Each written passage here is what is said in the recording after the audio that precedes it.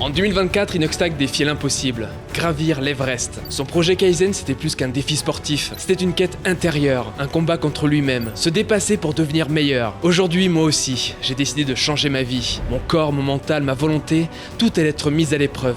Il existe des lieux où l'on ne marche pas simplement. On s'élève.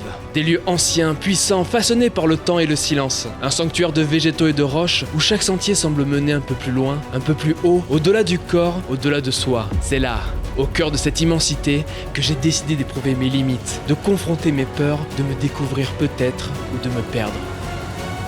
Mon Kaizen à moi, c'est une randonnée de 12 km à Fontainebleau. Paris, 7h21.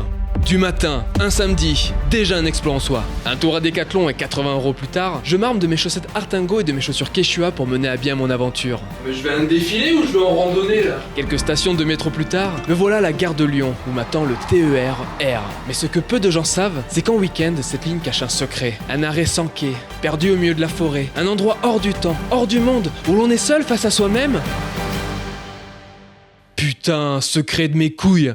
Merci TikTok. Bref, voilà le point de départ de l'aventure, la halte de Fontainebleau-Forêt. Ma destination, la gare de Fontainebleau-Avon, 12 km plus loin. Une épopée de 3 heures qui ferait frémir n'importe quel hobbit en soif d'aventure. Mais la véritable difficulté de ce périple, ce n'est pas l'effort physique, qui, soyons honnêtes, est largement à ma portée. Là, on fait un sport qui s'appelle la marche. Mais comment on s'étire? Comment on s'échauffe? Bah on marche. Non, il faut s'étirer avant, non? Ouais. Non, c'est tir. Ah, c'est bon, on est prêt. Non, le véritable défi, c'est de ne pas me perdre, ni dans mes pensées, ni sur la carte. Puis une sombre course d'orientation au lycée au cours de laquelle je me suis égaré pendant des semaines et dû fraterniser avec des loups pour survivre, j'ai appris à ne plus jamais partir seul. Alors pour cette aventure, j'ai fait appel à une Sherpa. Sa mission, décrypter les cartes, m'indiquer le bon chemin, et surtout, être devant moi, pour faire rempart en cas d'attaque. Que ce soit un sanglier, ou pire encore, un cycliste du 10e arrondissement parisien, qui refuse de céder le passage sur un sentier pédestre. Je les hais. Au cours de notre périple, 2 étapes majeures viendront baliser notre progression. Le premier, le rocher Caspo, point de vue majestueux. Le second, la tour d'Hénécourt, sentinelle de pierre dressée au sommet de la forêt. Pour les atteindre, il faudra gravir, grimper, affronter des dénivelés que seuls les plus téméraires osent défier sans bâton de marche. Après 4 jours de marche sans eau ni vivre, nous avons atteint notre premier objectif, monter une colline. Bon, en fait non, on s'est trompé. Mais ce n'est pas grave, l'aventure c'est ça aussi. Accepter l'incertitude afin de découvrir de nouvelles choses. Après 6 jours, sans manger ni boire, sans être allé à la selle parce que nous sommes pudiques. Et après s'être trompé de point d'intérêt, nous voici au rocher Caspo. Bon, en fait non, toujours pas. Mais ce n'est pas grave. Cette aventure nous confronte à nous-mêmes, à notre patience, à nos erreurs, pour nous rendre plus forts. C'est ça l'essence même de l'aventure. Ne jamais abandonner, même quand on se perd. 14e jour, sans boire ni manger, sans être allé à la selle. Bon, on s'est encore trompé de point d'intérêt, de point de vue.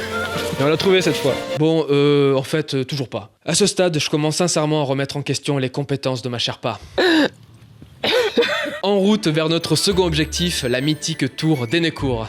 Finger crossed. Une rencontre inattendue avec la faune environnante nous attend. Un cortège de chenilles processionnaires. Ces créatures, en apparence banales, sont un rappel précieux de la fragilité de l'écosystème qui nous entoure et de notre devoir en tant qu'espèce dominante de le préserver. Elles descendent des arbres en procession pour s'enterrer et se transformer en papillons. Il vaut mieux rester à distance et éviter de les toucher ou de les déranger. Fais attention à toi. J'en ai mangé 10. Si tu as ingéré des poils de chenille processionnaires, il est important de consulter un médecin rapidement. Ouais, mais si j'en ai mangé 10 mais sans les mâcher, est-ce qu'elles peuvent se transformer en papillons dans mon ventre? Un séjour forcé de plusieurs semaines dans un hôpital et 6 lavages d'estomac plus tard, nous repartons enfin déterminés comme jamais. Suite à un combat héroïque de boxe thaïlandaise contre un ours sauvage et dont je n'ai malheureusement pas les images, Ah merde, j'ai pas filmé. nous voilà enfin arrivés, du premier coup cette fois, au sommet de notre deuxième objectif, la tour d'Hénécourt. Il en aura fallu du courage, de la résilience, de l'adversité et plein d'autres mots venus tout droit de LinkedIn que j'ai oubliés pour dompter ces centaines de kilomètres de dénivelé que nous laissons désormais fièrement derrière nous. Tout ça pour contempler cette majestueuse 130 mètres? Seulement 130 mètres d'altitude?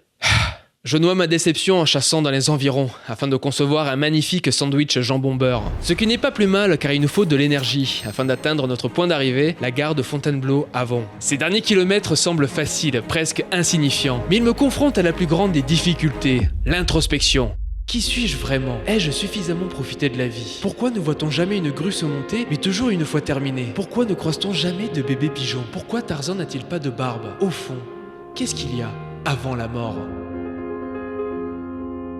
C'est avec ces questions existentielles aussi profondes que sans réponse que j'arrive finalement à destination. C'est avec les larmes aux yeux que je vois défiler les paysages sur le chemin du retour, non pas par nostalgie, ni même par fierté de ce que j'ai accompli et laissé derrière moi, mais simplement à cause des 2 énormes ampoules qui se trouvent sur chacun de mes pieds. Inoxtag avait raison, on ne grimpe pas toujours une montagne pour conquérir un sommet, mais simplement pour devenir quelqu'un de différent, quelqu'un de plus humble. Et très franchement, je crois bien que personne n'est devenu aussi humble que moi aujourd'hui.